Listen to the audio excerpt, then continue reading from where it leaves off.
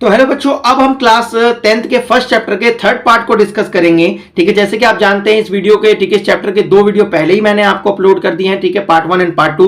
ये हमारा part third है और ये बहुत छोटा होने वाला है। ठीक है, क्योंकि हम इसके अंदर ठीक है लास्ट पॉइंट पढ़ेंगे और लास्ट पॉइंट आप जानते हैं ठीक है कि अभी तक हमने जो पढ़ा था ठीक है प्रीवियस ठीक है वीडियो में उपचयन और अपचयन के बारे में पढ़ा था। अब हम जो है इस वीडियो के अंदर ठीक है दैनिक जीवन के कुछ उदाहरणों को पढ़ेंगे जो उपचयन से संबंधित है, ऑक्सीडेशन से क्या है संबंधित है। ठीक है, तो कहता है यहां पर दैनिक जीवन में उपचयन अभिक्रिया का प्रभाव। ठीक है, तो दो प्रभाव होते हैं, पहला होता है संरक्षण, दूसरा होता है विकृगंधित। तो आपको मैं बता दूं संरक्षण क्या होता है। ठीक है, सबसे पहले परिभाषा को पढ़ लेते हैं। तो कहता है जब कोई धातु ऑक्सीजन, आर्द्रता, अम्ल इत्यादि के संपर्क में आती है तो जिससे धातु की ऊपरी परत कमजोर होकर संरक्षित हो जाती है, इसी को हम कहते हैं संरक्षण। ठीक है, आपने देखा होगा कि किसी भी धातु को अगर कुछ समय के लिए ठीक है उसको वातावरण में अकेला छोड़ दिया जाए, खाली छोड़ दिया जाए, खुला छोड़ दिया जाए, तो वह क्या करता है आसपास के ठीक है ऑक्सीजन से अभिक्रिया कर कर उपचयित हो जाता है और अपने ऊपर एक ठीक है भूरे कलर की परत को चढ़ा लेता है। ये कलर जो है अलग अलग होता है, चांदी पे काले कलर की होती है, तांबे पे हरे कलर की होती है, लोहे पर ये भूरे कलर की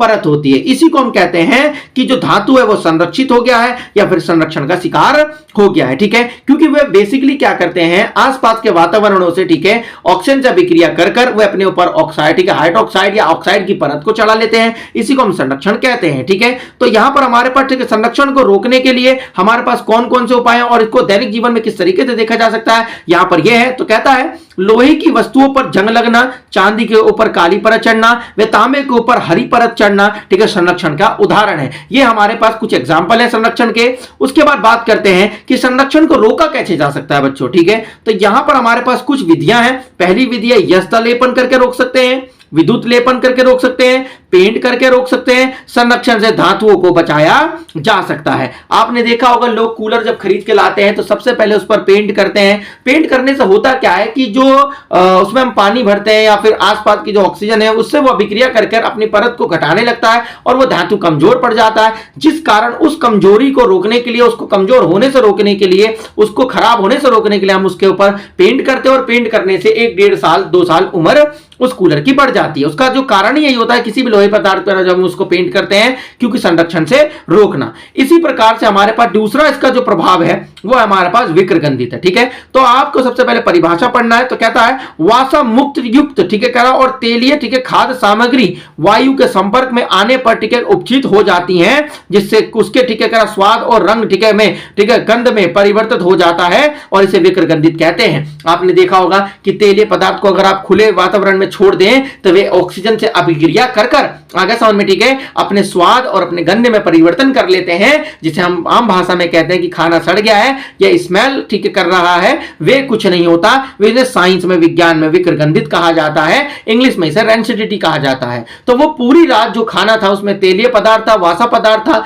ठीक है, उसने क्या करा ऑक्सीजन से अभिक्रिया कर ठीक है पूरी रात या पूरे समय आ गया और वो उपचित हो गया और वहां पर रासायनिक अभिक्रिया हो गई। और रासायनिक अभिक्रिया में आप जानते हैं कि जो तीसरा पदार्थ बनेगा वो नए गुणों के साथ बनेगा। ठीक है, तो यहां पर जो गुण है उसमें परिवर्तन आएगा, उसके गंध में परिवर्तन आया, उसके स्वाद में परिवर्तन आया और उसी को हम कहते हैं विकृगंधित। ठीक है बच्चों, तो यहां पर अभी हमने पढ़ा कि संरक्षण को रोकने के कुछ उपाय हैं, तो विकृगंधित को रोकने के क्या उपाय हैं। तो कहता है विकृगंधित को रोकने के उपाय, पहला प्रतिऑक्सीकरण का उपयोग करके, ऐसी चीजों का उपयोग करके जो ऑक्सीजन को ठीक है आगे समझ में ठीक है ऑक्सीजन का अभाव हो, ऑक्सीजन के पास वो ना ले जाए या ऑक्सीजन को ना दे, उसे कहते हैं प्रतिऑक्सीकरण ठीक है उपयोग करके।